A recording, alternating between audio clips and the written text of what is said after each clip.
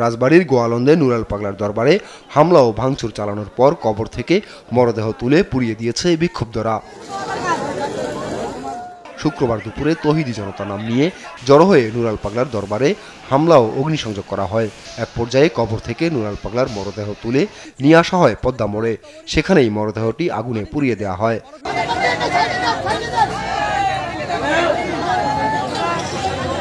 জানা যায়, দরবার শরীফের একটি সাইনবোর্ড অপসারণ ও নুরাল পাগলার কবর নিচু করার দাবিতে কয়েকদিন থেকেই সেখানে উত্তেজনা বিরাজ করছে।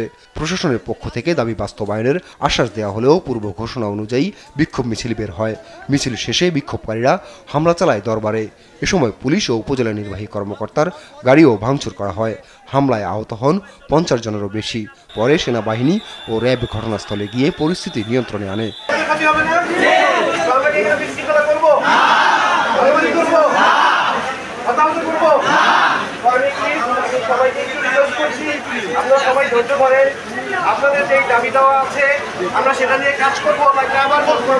এর আগে গেল 23 আগস্ট মৃত্যুর পর নুরাল পাগলাকে দরবার চত্বরে উঁচু বেদিতে দাফন করা হয়।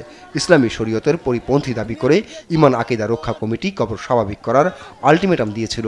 শুক্রবার সকালে দরবার কর্তৃপক্ষ কবর নিচু করা ও সাইনবোর্ড অপসারণের ঘোষণা দিলেও শান্ত হয়নি বিক্ষুব্ধরা।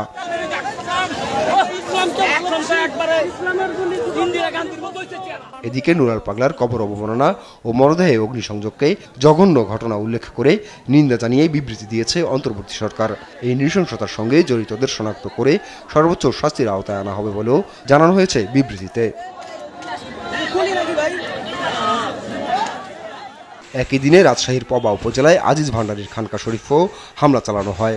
শুক্রবার দুপুরে বড়গাছি ইউনিয়নের পানিশাইল চন্দ্রপুকুর গ্রামে এই ঘটনা ঘটে। আপন অপু, নিউজ ডেস্ক, দেশ টিভি।